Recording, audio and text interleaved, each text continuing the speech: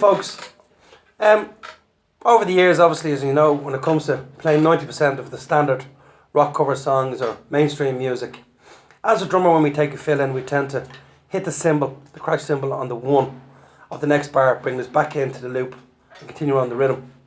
A lot of, say, younger drummers or less experienced drummers wouldn't necessarily be aware of the syncopated opportunities that exist for the crash cymbal. And in a real simple kind of understanding, all I trying to show my students would be the syncopated hits around the E, the and, the A of any bar. So let's say typically when we're coming back in on the 1, I might hit it on the E on the cymbal, then the next time the and the A, and then I'll probably take 2 singular hits on the E and the A. So 1 E and A. So instead of going typically 1 on the cymbal, I'm going 1, or I'm going 1 and, or indeed 1 and then 1 and, that's the E and the A. So in a conventional 4/4, let me just show you how I would do that. And then what I'll do is I'll do a fill in. And normally what I would do in this case to demo it is I take, instead of coming back in on the 1 on the crash cymbal, I just flam the 1 on the snare drum of the next bar and then catch the cymbal hit that I want after. So I'm going to do a straight 4/4, hit the usual 1 that we'd all hit, and play just one more crotchet and then finish, and then I'll do the next one, just to give you a look at it. Okay.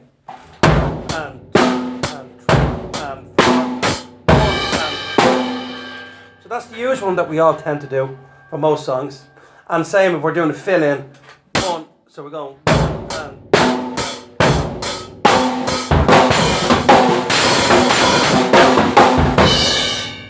and then back in. So the E then following the 1, so 1 E is a great little syncopated hit. And certainly over the years I have caught a few bass players and a few other heads out on this one. But it doesn't have any bearing, it doesn't change the groove whatsoever. And if you're working with a couple of decent heads and they can lock in with you on that, even better again. So typically what I'm talking about doing is taking the fill in, instead of going 1 on the crash, you'll take 1 on the snare and very quickly 1 E, and you're back on the half or 2 on the downbeat with the snare drum. So I'm going to play without the fill in and then with the fill in. Okay, so here's the 4/4 without the fill in and catching the E on the cymbal. And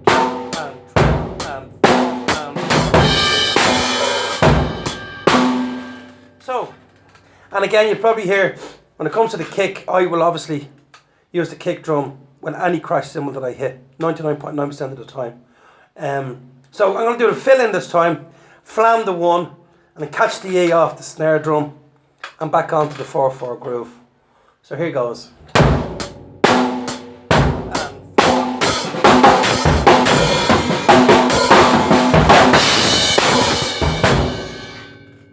So this time just moving it along 1 section along the 16th, now catching the and on the cymbal. So straight up 4/4, hit the and on the cymbal, keep going, and then next one around, little fill in, and then catch the and on that, just to show it to you.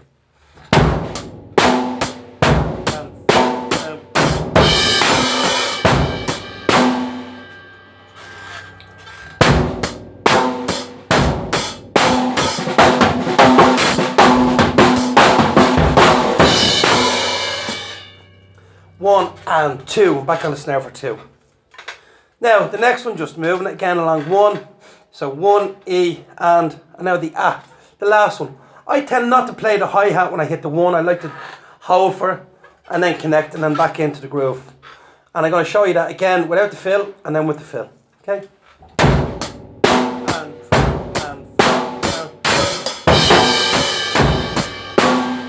So it's the last 16th before the 2. 1 E and A 2. So you have no time, you literally ba to back onto your snare drum. So 1 and 2 and 3 and 4 and 1 A 2. So in a fill-in context, I'll do it now.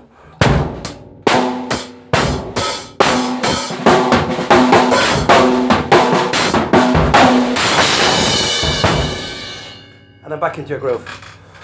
Now another slight variation of that is catching the E after the quarter note and also the A in a double cymbal hit. Again, which can be really deadly if you've got good arrangements behind you. So again, without any filling on it, if I just kind of play a ghost here for a minute without actually hitting it, you get this 1 and 2 and 3 and 4 and 1 E at 2. So yeah, E at 2. So again, as a fill in, again, just applying the simple logic of just a flamming on the 1 or whatever. And this can be used anywhere along a bar. I'm just showing you the basic principle of getting some syncopated hits on the cymbals. So here we go. So first one without a fill, next one with the fill.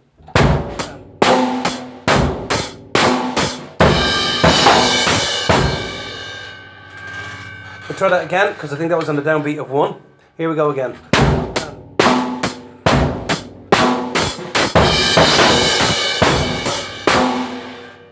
And we'll do that again. That's the correct one that time.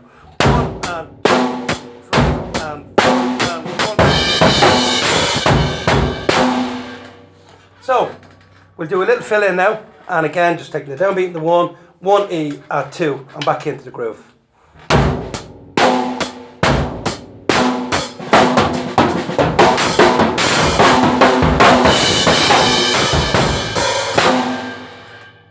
Now, there's a few other variations around that syncopation.